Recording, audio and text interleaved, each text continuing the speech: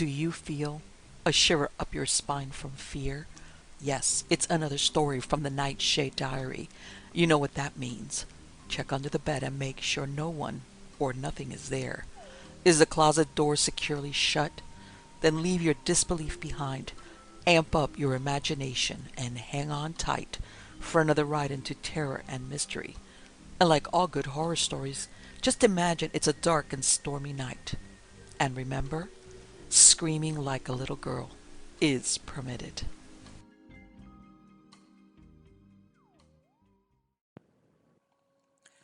The Ghost at Hunstanton Hall and the Hauntings of Dame Armine Lestrange. The facts contributed by Bernard Lestrange, Esquire, the owner of Hunstanton Hall, to Gwladys Townshend of Graham. The Norman Manor House, which originally stood on the present site of Hunstanton Hall, belonged during the reign of Henry I to Ralph de Hunstanton, mentioned in the Domesday Book as holding certain lands in Norfolk, and when about the same time Roland Lestrange, a Frenchman from Anjou, settled nearby in 1110, it is not surprising that in due course he married Mathilde Lebrun, heiress of Hunstanton. Their descendants have lived in Hunstanton down to the present time, up to 1936, over 800 years. In 1853, a great fire destroyed the Elizabethan wing of the building formerly joined on to the Plantagenet block, and it is grievous for those who love the traditions of the past to think of the old furniture, the family pictures, and the stained glass, which perished in the fierce blaze which consumed the ancient stairway, each step a solid block of oak. The grand staircase and the great drawing room still exist as features of the Jacobean portion of Hunstanton Hall, and the drawing room is a long panelled room with stone mullioned windows looking over the green court and the Inigo Jones gateway. The decorations above the fireplace were carved by Grinland Gibbons, whose genius made dead wood live, and round the cornice small shields bear the arms of the owners of Hunstanton Hall since Roland Lestrange's day. Everybody who comes into the great drawing room stops before the portrait of Dame Armine Lestrange. They can't explain why, it just happens. I have even heard supersensitive people say that it needed all their willpower to confront it, as this long dead woman seems tremendously alive, and perhaps she possesses a quiet sense of amusement in her power over others. When Dame Armine Lestrange sat to Hines for her portrait, she was no longer in her first youth, and the artist's conception of her reveals character and great strength of will. Armine Lestrange married Henry Stylman, and lived quietly with him at Snettisham Old Hall, until her husband, devoted to his home and estates, died broken-hearted after the sea, which knows no respect for kings or landowners, broke through one of the marshes at Snettisham and did irreparable damage. His widow then took up her residence at Hunstanton Hall, which she had inherited through the death of her brother. But the home of successive generations of her family was destined to witness the tragic sacrifices demanded from her by her eldest son, Nicholas. Sacrifices so appalling that it is difficult to understand how she faced them, even with the help of the strong personality that still makes itself felt in the place where she lived out her life, the victim of the willful, pleasure-loving individual known throughout Norfolk as the Jolly Gentleman. Nicholas Stylman, otherwise the Jolly Gentleman, born in 1722, was educated at Trinity College, Cambridge, and became a B.A. In 1743 he married the daughter of Henry Host Henley of Leith, Somerset. He was appointed D.L. in 1759, and in 1776 he served as High Sheriff of Norfolk. He was a man of many parts, who took his fill of life and kept open house at Hunstanton. There is a suggestion of kindness, good temper, comradeship, and light-heartedness in the name by which he came to be known. The Jolly Gentleman makes one think of a delightful fellow, with lovable failings, who hardly ever troubled to excuse his conduct. In his day people did not stop to reason about the pros and cons of their daily actions, and the great livers were rarely troubled either by conscience or by criticism. However, the case for the defense of the Jolly Gentleman must be that he began life in a difficult period, when the excesses of the Restoration had given place to a full-blooded, non-squeamish trend of existence, especially in the country. Moreover, the jolly gentleman was also a gambler born, one of those who, lest he should lose, does not stop losing. The fear of losing made the jolly gentleman sell everything of value he could lay his hands on, and Hunstanton Hall at this time represented an open sesame of precious possessions, easily convertible into cash. His mother, alternatively raging, sorrowing, and benumbed, saw the gradual dispersion of the wonderful library, the horrible gaps in the plate room, and crowning enormity to a woman with a background of traditions, the sale of the historic jewels worn successively for centuries by the ladies Lestrange. One of Dame Armine's cherished possessions was a large antique carpet, a poem, woven in a riot of color and design, said to have been given her by a Shah of Persia. It is a little difficult to understand why her affections were set on a carpet, certainly not a magic one. It may have been that it was unique in Norfolk, but the carpet became so great an obsession that, when she lay dying in her despoiled home, her thoughts continually reverted carpetwards. The jolly gentleman knew its value. Would he, horrible thought, sell it, after his mother, taking her last rest in the church of St. Mary the Virgin, could no longer gainsay him? Dame Armine sent for the jolly gentleman, who came into the sick room after a day's hunting, bringing with him the tang of the sea and the earth scents of the country. He was a little curious as to the reason for this unexpected summons, and as he perhaps cared for his mother in his casual, selfish manner, he must have been genuinely grieved to know that she was dying. "I wish to speak to you, Nicholas," said Dame Armine, "because my time is short. My heart is full of foreboding." Her son looked at his mother, said never a word, and tapped the floor uneasily with his hunting crop. "I do not wish to reproach you," continued the dying woman. "There is so little left with which to reproach you that it would be idle to do so. You have sold nearly everything, and I am told that if I were able to look out of the windows of my bedchamber, I should miss the deer in the park." "It's true," said the jolly gentleman cheerfully. "I lost them at play last week." His mother disregarded this candid confession. "There is something as yet unsold. My carpet. And because of my carpet, I have sent for you. It possesses a saleable value. You will dispose of it after my death." "Stop me, madam!" exclaimed the slightly scandalized jolly gentleman. "For heaven, I've never given it a thought." His mother smiled acidly. "The deer in the park were at one time unthought of as being worth taking. However, I have been powerless to stop anything you have chosen to do, but as your mother I am empowered to ask you to give me your solemn promise never to sell the carpet." The jolly gentleman, relieved at the simple conclusion of what he must have mentally described as much ado about nothing, readily gave the required promise. "Here's my hand on it," he said. De Marmine held her son's powerful hand in her own. "Remember, Nicholas, if you break your promise, and if you or anyone else commit the enormity of selling the carpet or letting it go out of the hall, I shall return and haunt this house. I swear it, and I know I shall be permitted to do so." Later, as the jolly gentleman went through the great drawing-room, he stared at the Shah's carpet and wondered greatly at the incomprehensible vagaries of women. De Marmine died, and her son, inspired by a belated remorse, and not feeling too sure of his moral strength, decided not to be led into temptation where the carpet was concerned. He gave orders for its removal from the drawing-room, and caused it to be nailed up in a wooden box and placed somewhere out of sight, acting on the precept that what the eye does not see, the heart does not grieve for.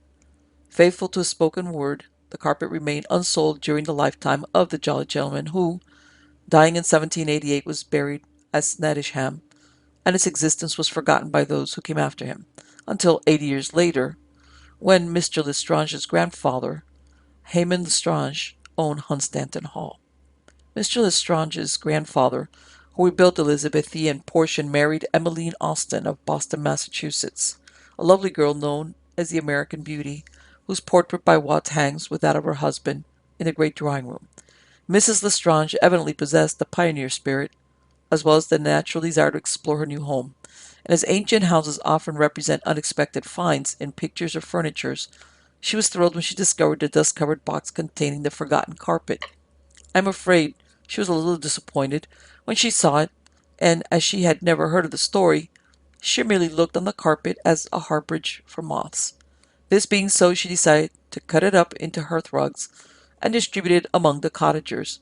And one day, laden with the largest bale of hearth rugs, Mrs. Lestrange drove out to present them to deserving homes.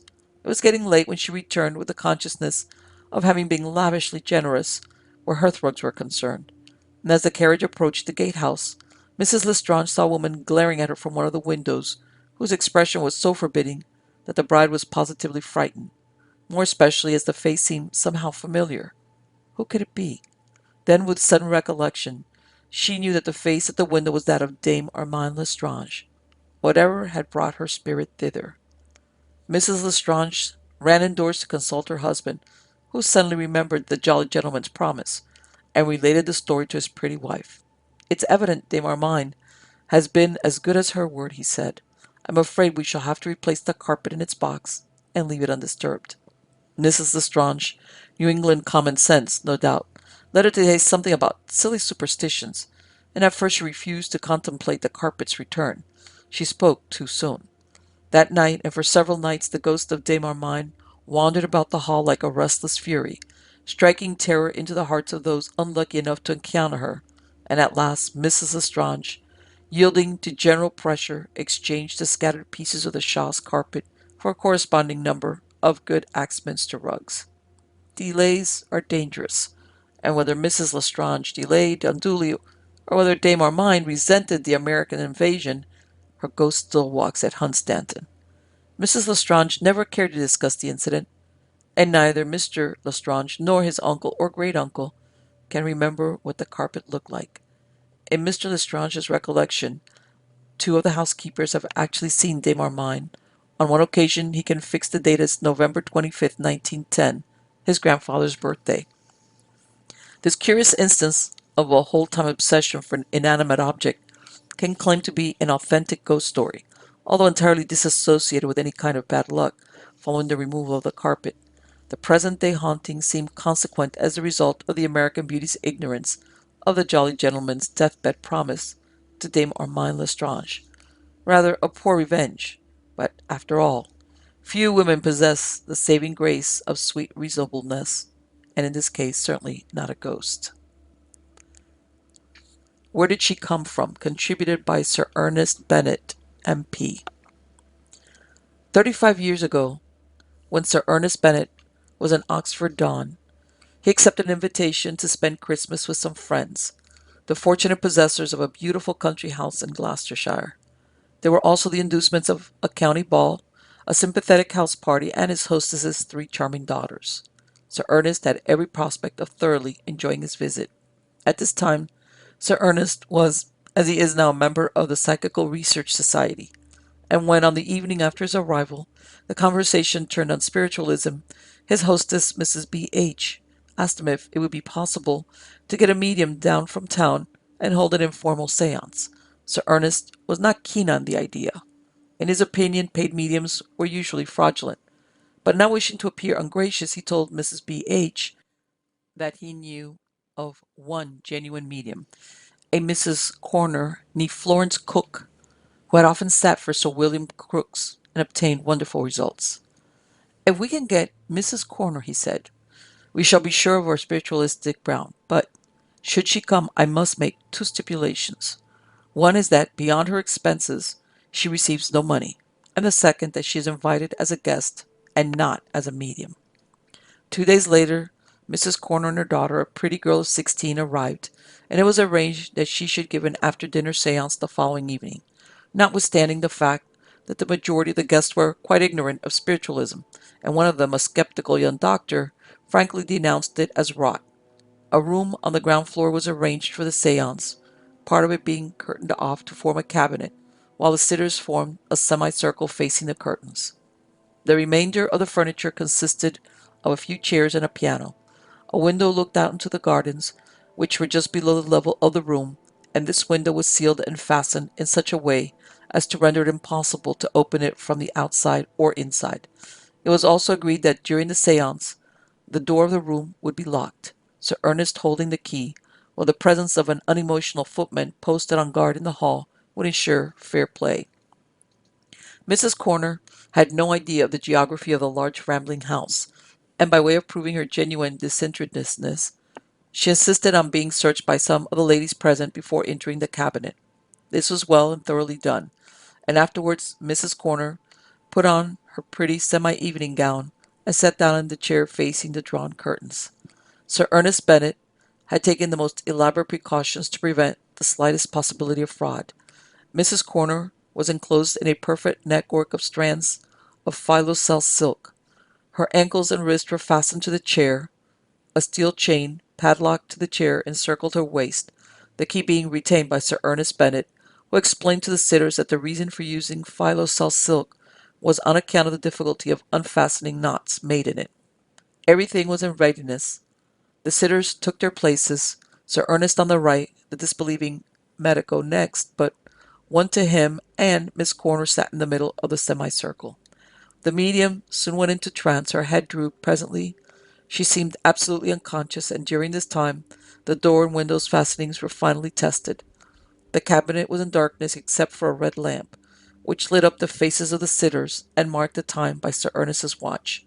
As nobody except himself had ever assisted at a seance, people talked quite normally during the 10 minutes which ensued before anything happened, and it must be noted that before entering the cabinet, Mrs. Corner had made everyone promise not to touch any figure should one materialize.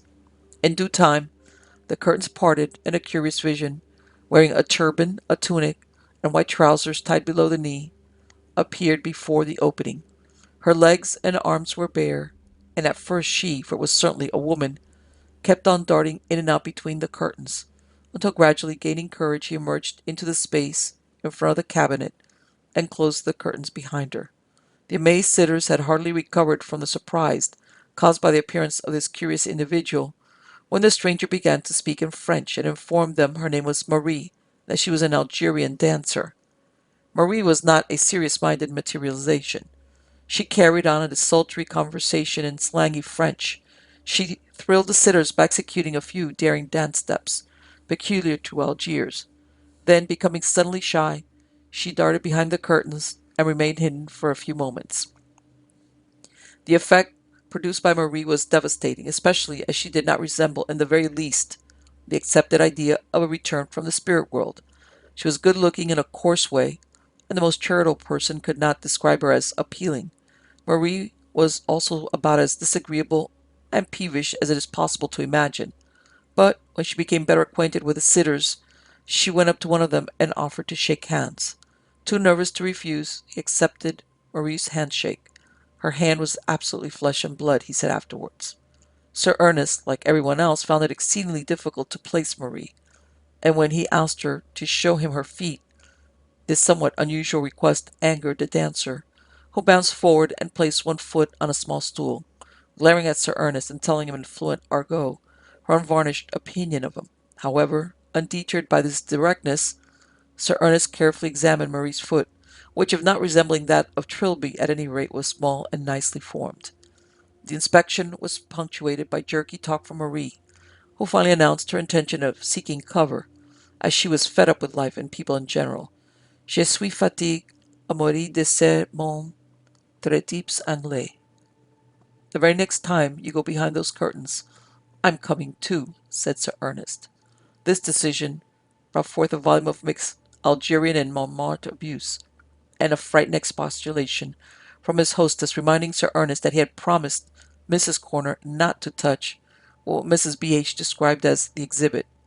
I certainly promised not to touch, but I never promised not to follow, said Sir Ernest.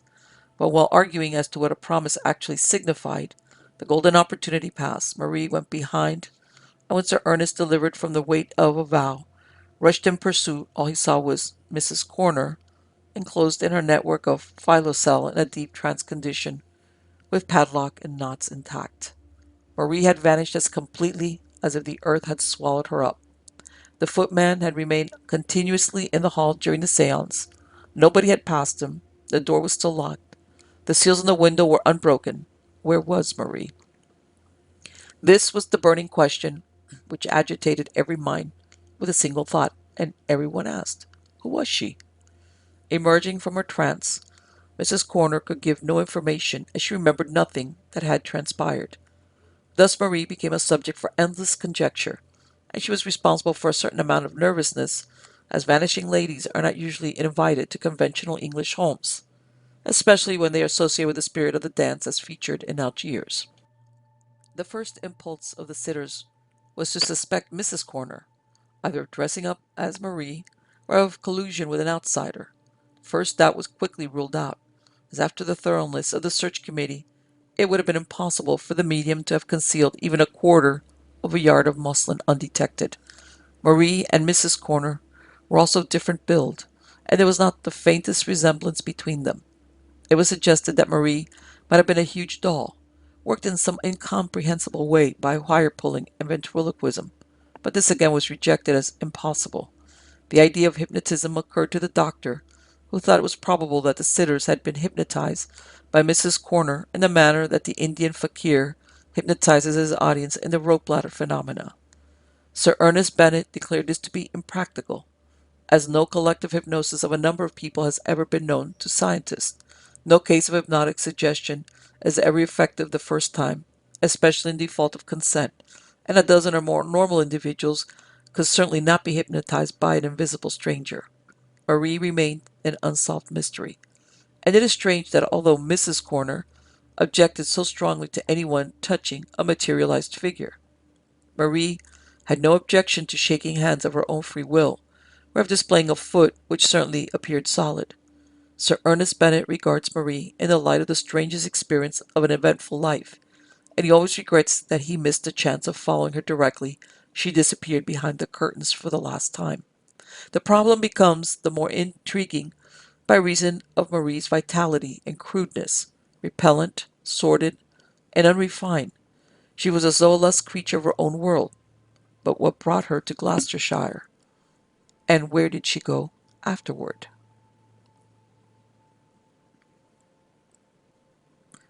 The Man in the Iron Cage.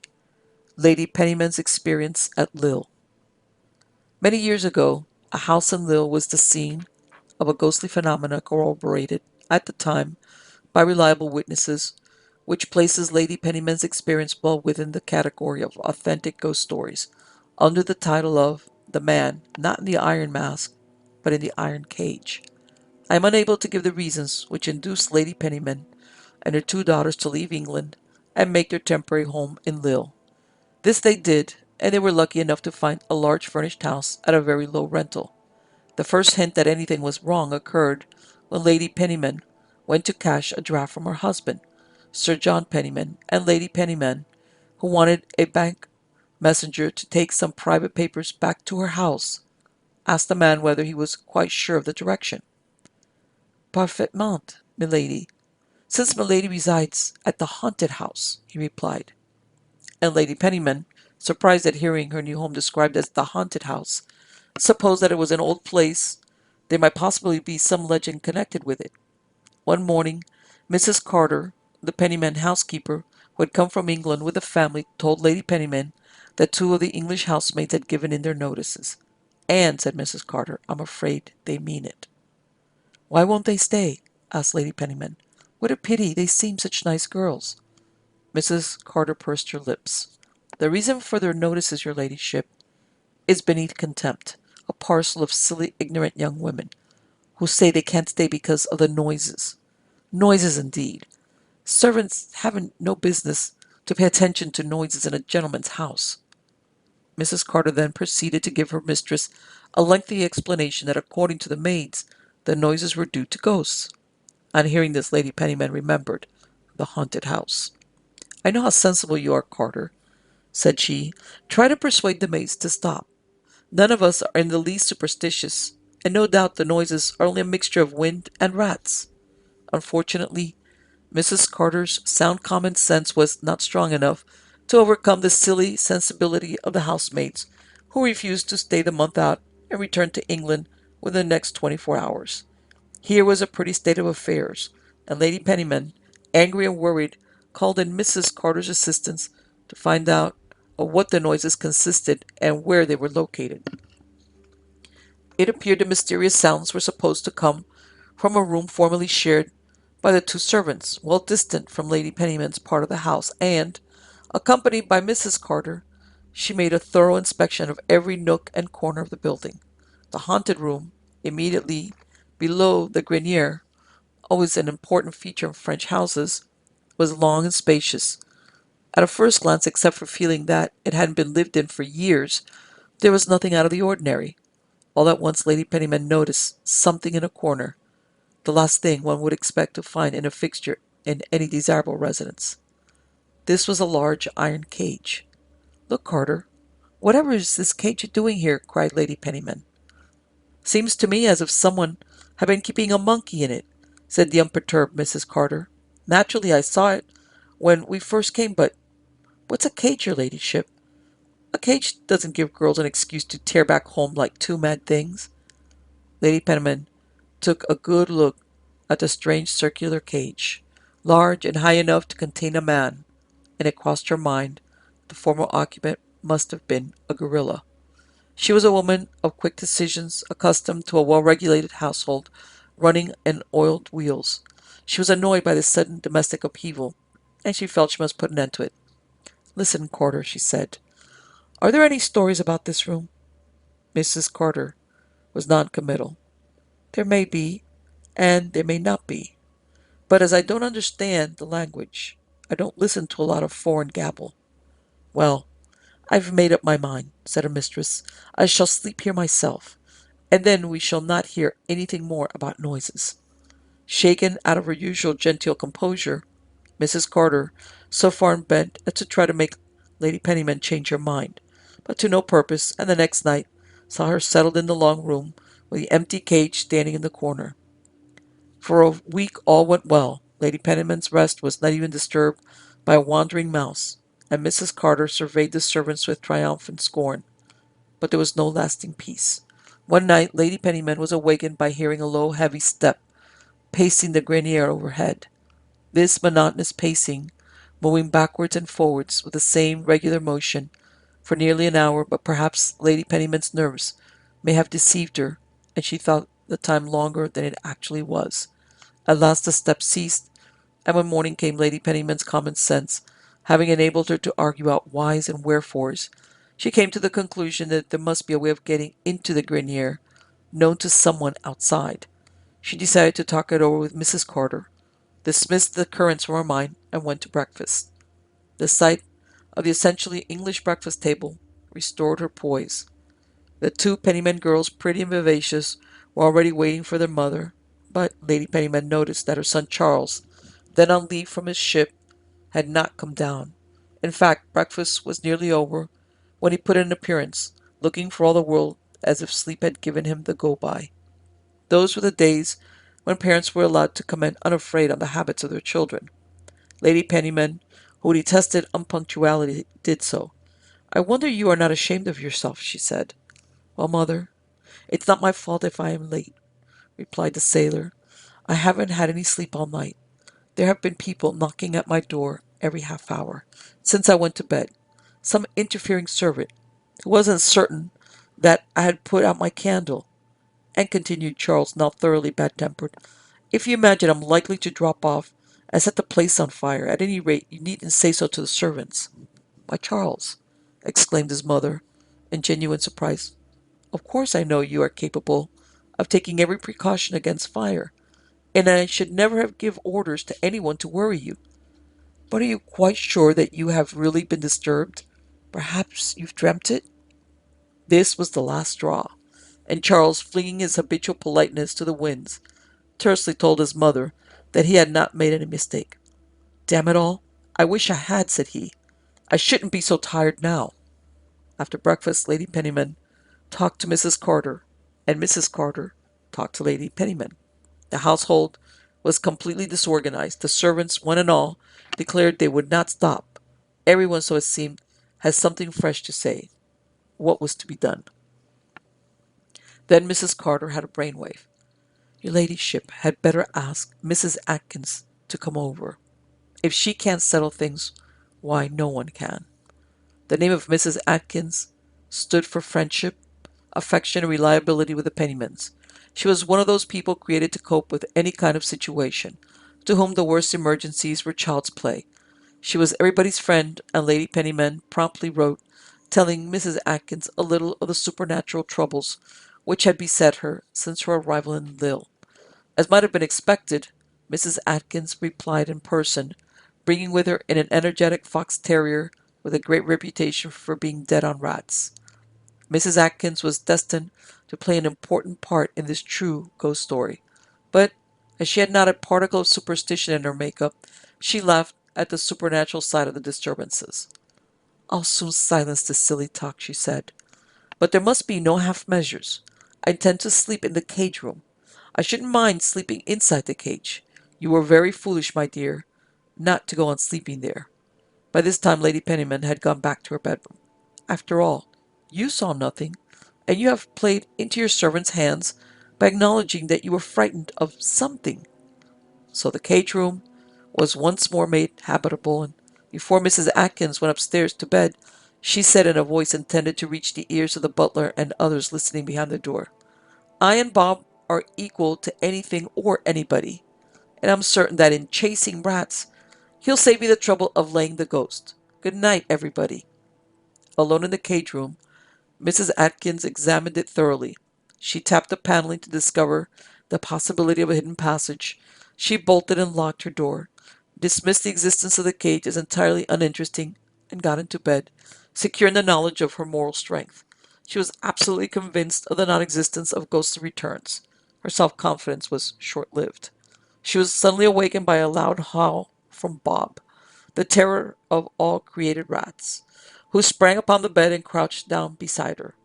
The bedroom door slowly opened, and a pale, thin, sickly youth came in, glanced at Mrs. Atkins, and walked to the iron cage.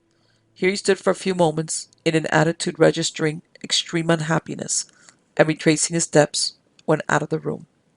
More than ever convinced that the noises and visitations represented some plan to drive the Pennymans out of the house, Mrs. Atkins determined to follow a mysterious individual, and taking her lamp, she hastened after him, when to her amazement she found the door was fastened as she had left it. However, when she opened the door, she was just in time to see the back of the youth descending the staircase. As I have said, Mrs. Atkins was equal to cope with any emergency, so she followed on until, at the foot of the stairs, the form dissolved into nothingness, and Mrs. Atkins, alone in the gloomy hall, promptly fainted. Doors opened, and the Pennyman family descended en masse, awakened by the hideous noise which Bob now considered necessary to advertise the night's work.